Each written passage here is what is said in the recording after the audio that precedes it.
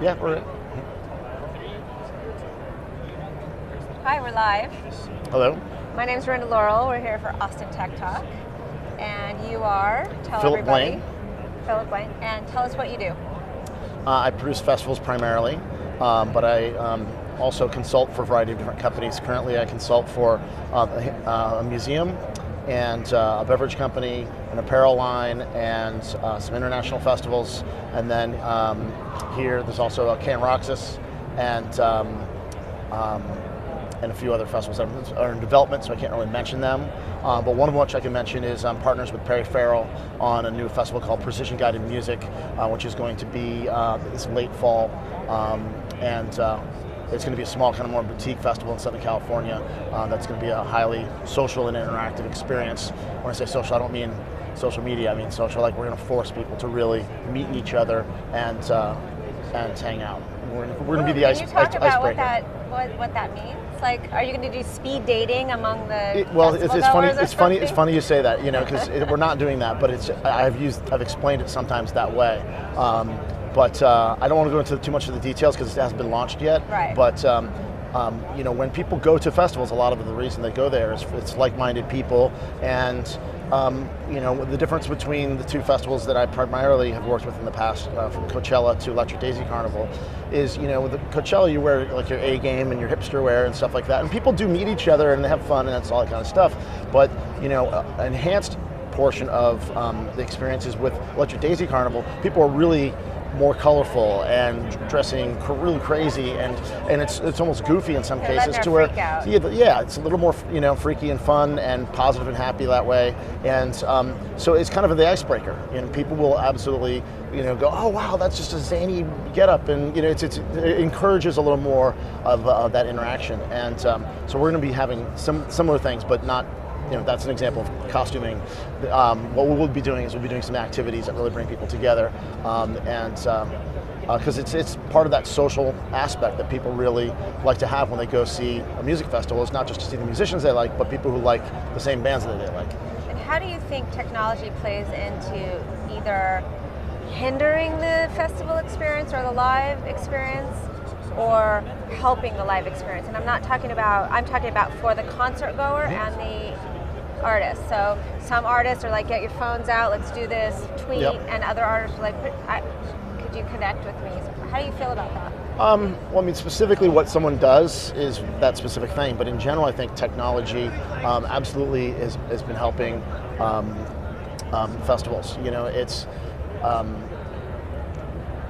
God, I just had a thought, I'm sorry. It's okay, we can go back there. Yeah. But my biggest question was really the enhancing of, are there other technologies, like I'm a fan, I'm in the audience, and what kind of things do you think are out there that can really help make that experience better for everybody? Well, on the ground, for the fan. So I remember my thought is, there you go. Basically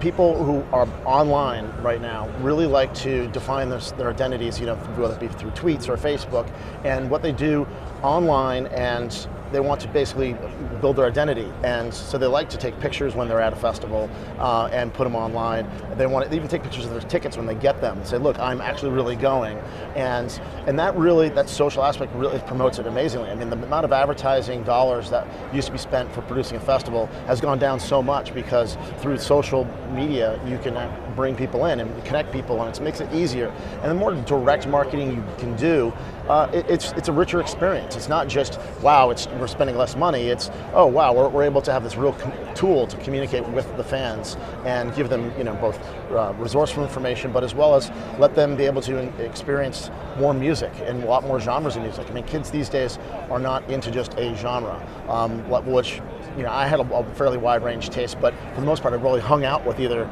my punk rock friends one night and then my new wave friends the next night, etc. I did that. And sometimes they didn't mix, So, and nowadays everybody's into all sorts of different stuff, and that's great. So technology is amazing for music because it breaks down so many barriers, and I think that translates also at a festival. Is that people will not only experience music, but then also experience the journey that they have with going to the festival. And with that rite of passage, they can actually try to convey that online, saying like, look, I am a festival goer, that's who I am, this is my personality. And Facebook and all the social media is a way that they can tell people, the friends, like, look, I'm cool, or rather, I'm into this kind of music, and I'd like to go actually see it in the real world. I have an offline life. Look at me. I'm not just on Facebook all day. I'm actually out doing things. I'm out doing things, right. It's interesting. So are there any platforms, new upcoming platforms that you think will help tell a story better? Sorry, I'm doing my tech A&R here thing, wondering. Platforms, do you mean like apps? That you like, yeah, platforms, apps. Well, not the Facebook and the Instagram, those are all really great. Yeah, but they're going to be really happy because, I've been here for a few days, but Glimpse, have you heard about this? It's kind of like GroupMe, but a visual map representation. So GroupMe, you can have your 10, 20, 30 friends, and it's text-based. But with Glimpse, you can see actually where all your friends are on a map. So like here, if we pulled out the phone, we could see you and my brother, who's not here, but he's around. He just walked by. My college roommates over there. I would actually see on the map where they are. So I could walk. I could just like a homing beacon device. So what's the difference between that and Foursquare? Well, because it's live. It actually even shows you walking. So you're tracking us. Yeah, and it actually gives tracks us with permission. It stops us. With permission, right? And you can even put a time limit on it, like 15 minutes, 4 hours a day, something like that. So I could go in and go, you're not stalking me right now. I want to be alone, and turn that off so you guys can't see me. Of course, yeah. And so it even gives I you like to be stalked all the time. but sometimes by the cute ones. Just during South by. Yeah. Sorry. And it gives even the mile per hour that you're doing. So it's like 2.3 miles. Like, I'm kind of walking a little bit fast, and so it's that live, and yeah, it's totally drop in, drop out as much as you want. So if you do have a group of friends, it's an easier way to find people. Sometimes you're 25 yards away and they're around the corner, and you can't, because you can't find them, even though they're just a few feet away. There's a minor obstruction, so it's great for. So you could basically, I see gamification in there. Yeah. So I liked it. I sent it to a few friends. Nobody opted in, of course, just to try it out. You're like, I'm not going to stalk you. I like to early adopt on things, and then usually I kind of go off the grid. Yeah, exactly. So, live festival. So we talked about this a little bit earlier, and we think live streaming of shows is a great thing. Yes. But tell us why you think that. Well, what we were talking about before is festivals are, for a lot of people, a major rite of passage, and also an arduous task to do. There's planes, trains, automobiles, friends to herd, mud. and what herd like mud. cats, yes, and all, you have to be like a travel agent and production manager to figure out, how this is all going to work and time it out, etc. And then expensive money. And some people either can't spend the money or don't have the time. And it really is a good way to sample a festival. And it's just not the same on a computer. That doing all that journey and being able to bob in and out of the live experience and meet people. Like we were just talking about the whole, our festival forcing people to meet each other, and people do want to meet other like-minded people. It's a whole different experience. So to be able to, even for emerging markets, like people in India, that's talk about an arduous task to go to EDC or Coachella. So it's great for sampling of the world to be introduced to what festivals, and especially the American festivals, scene is like. Right, so it's a very different experience, but a very necessary experience. Like I've had some of my artists that fans just can't get there, or like a live show is sprung on them like this week, and all the fans can't go, but they're so excited that it's streaming live. Yeah. So at least they get to still feel a part of it, even though they're not getting that live, they didn't trudge all the way and all of that. Yeah. So it's still a really great thing. Yeah. I mean, I saw Tomorrowland stream, and then I went to Mysteryland, in Belgium. Amsterdam, and so that maybe helped me go because I sampled it. You sampled it. Yeah. Okay. I have a timer here because I get completely lost with the time. So what else do you think is what are you excited about here at South by? Well, I always love the energy during Interactive. That's why I come in early for Interactive itself, because although I don't do that much in technology, I always want to be up on it a bit, because there is a relationship to technology with everything today, from health to music and everything that really is in my world that I do care about. I like to see, how that convergence is continually going on, and it's the wild, wild west out here. And the energy during interactive is way better than music. When I first came, it was only CD-ROMs and like 200 people for interactive back in the early 90s. And now it's, it seems like it's almost half the amount of people, and definitely way more money spent on interactive than on music. And when music people come in, it's a little more somber. It's still fun, it's great. Hey, I'm a music guy, but it's just great to see the startups pitching their product. The people are like, we have this new app. It's been live for 3 days, and they've got really energetic people who are probably even working on developing it, and they're talking their spiel, and it's exciting to see that. Hear that. Yeah, I love it too. I mean, this is my 7th, I think, in a row of doing both music and interactive. It's really exciting. Where else do you find new technologies? Like, where do you're looking for stuff? Where else are you looking? You mean online? Anywhere. Okay. How do you learn about new stuff? How do you become a first adopter? Early adopter, yeah. Well, publications, Wired and friends. I mean, well, I basically talk more to people than anything else, whether it be online or texting or otherwise. And I love to connect people. That's my kind of main things. I like to be a connector, and through the connecting the people, you gather your information. I mean, since I'm more of a traditional concert promoter, when you're even booking bands, you're always asking people who they're listening to and what would their ideal lineup be and stuff like that. And you're kind of taking a cross-reference of all that information. And so I do the same thing with what is new in technology. Are there certain people that you go to, or certain friends? I mean, that's just such a broad thing. Do you go, hey, what's new? What's your favorite app of the day? I don't. Yeah. I mean, no. but in conversation, I sometimes will mention it, and things will come up. What's your favorite thing about producing live concerts? Day of show, because for me, I look at producing an event as kind of like an upside down triangle. When you're in pre-production and when you're creating the festival, you're in the total, you're creating the DNA for the festival, from the name to its point of view, what its identity is going to be like, and what its look and feel is going to be like, and then it's its location, its lineup, etc. That pre-production there's so much involved, and you kind of need to be thinking about all of the parts at the same time. Right. But then as you get closer and closer to the festival, you start building this team, and you still have all the responsibility in the world, but you've now shared it with all these people that have been hired for the festival. And then when it comes to the day of show, the ship is sailing, and the team is on board, and and you just hope it works. You can sculpt it a little bit as it goes and say yay or nay on certain things, but for the most part, you're hoping that it's a living, breathing organism at that time, and it's going to work on its own. And then that's the time that I feel like I can.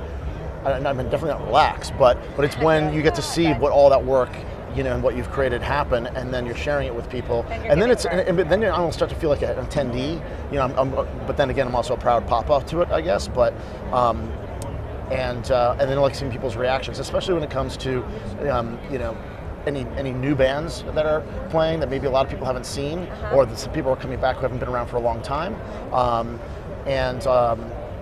anybody who does something great on stage that really engages the crowd, and then especially the installation art that we have. People run to the installation art and like to take pictures of it, and also that people use it as a place to meet up. They say, hey, let's meet at the 90-foot tall bamboo thing. And then you see people waiting there, and their friends meet, and they take pictures with it. So that's great to see the interaction. People watching is a favorite sport anyway, but at festivals it's definitely my favorite. More fun at Daisy. More fun at Daisy, but it's good everywhere. Oh, I just had my question. Has there ever been 100% fan-sourced concert or fan-sourced show? Not that I know of. Crowdsourced? Yeah, crowdsourced. No, but there's. I mean, I know, for example. Well, you know what? Actually, there's that Super Jam thing in Europe. I think that's pretty much that way, where they, through social and through all the stuff, they pick the bands, and then there's a final, and then they play live in front of the people, and then they pick a winner. But that feels more like I mean, that's a smaller thing. I'm talking about like, a oh, full Coachella, festival? you guys picked this side stage. Here's Well, your a side band. stage would be, yeah, that's possible. It's possible. I mean, for Electric Daisy Carnival last year, they did a thing called the Discovery Project, Okay. which I helped out Pasquale on, and we just whipped it together in the last minute because it was something that we really wanted to do, really in response to just it just got really crazy when you're booking all these artists, and it seemed to be a lot of the same artists that we're having on all our festivals and other people's festivals. We're like, let's just dedicate a stage to new artists and help it try to be artist development for up and coming artists. And there's so many people now. I mean, there's for many years, turntables and other type of DJ devices have outsold the guitars, and so. After seeing DJ Lord, I understand that concept. Yeah, so now that it's no longer just a few bedroom DJs, there's people on all sorts of different types of software. Right. And when we got the submissions from the Discovery Project, we were blown away how good all they were. In the past, if we did this 10 years ago, it would probably drop off after like 5 or 6 people. Now it's just amazing quality that we're getting from these DJ producers. That's excellent. Okay, I have one question and I have to get it right. Okay. What do you think is the single most important issue in the digital music space today, and what role do you see your company playing in it? And answer in 3 minutes. Okay. Can you say one more time? What role does digital music play? What do you think is the single most important issue in the digital music space? Well, I mean, it used to be digital rights management, I think, and I think it's been a gray area for well over 10 years. And I think actually electronic dance music has helped with that to a degree. Girl Talk, etc. He even did that documentary movie. I think it was called RIP or something like that, maybe. But anyway, I think with the popularity of electronic music and just the amount of time that's gone by, I think it's kind of getting sorted out more. And so I think that's definitely an issue. The DRM has definitely always been an issue, and I think it's starting to get clearer. There's probably a lot of attorneys that would argue with me on that, but no, the last person I interviewed actually had the same opinion, that it was getting a lot more clearer. Yeah, there's just, you pick your battles basically, right. And it's a lot more open. I mean, even the Shepard Fairey battle with Associated Press kind of helped clarify it as well when they sued him for augmenting that photograph, and I think he ended up kind of winning. I think there was a slight settlement, but it was, I don't think there was any money exchanged. It was just kind of like, all right, ask next time kind of situation. So would you say that your work in the EDM space and in that space will actually help that solution, because you're working in a space that is actually bringing those issues to light? Well, I don't know if being a festival producer really touches on that much, I mean, except for when we talk about streaming and getting permissions from artists. I mean, that's another, I wouldn't say issue, but is a situation that is interesting, because we usually get approvals like day of show. We'll maybe warn them we're doing it, but it would be nice for it to get into the original contracts and offer sheets, and so because it's whenever you bring up another thing, they either want more money, but if you ask them last minute, they're like, well, everybody's doing it, so I'll just sign. Yeah, having been on the other end of that, I was waiting patiently to see if my artist would stream live, and then I got a call 3 minutes before. Okay, they're doing it, and then you had to let everybody know. Honestly, I think if artists did it sooner, your digital team would be able to market it more people would watch, and it'd be better for them. It should be included in the offer, as part of the deal, Yeah. I mean, there's now some offer sheets are including like, you will post this on your Facebook page and other social media and stuff like that. Yeah, there's getting to be a little bit more of a guideline to like, these are the things that you can do to help both of us, and streaming would be nice if that was included in that. Right, excellent. And all of its safeguards, only live, not, no archiving, etc., right. blah, blah, blah. That's additional permission and additional monies. I gotta say, I had fun watching artists go around the world last year, streaming live. It was really fun to see a lot of companies. So I think we have like a minute left. Is there anything else you want to left? Just have a great South by. Have a great South by, and thank you very much. Thank you very much. Are we good? We're golden.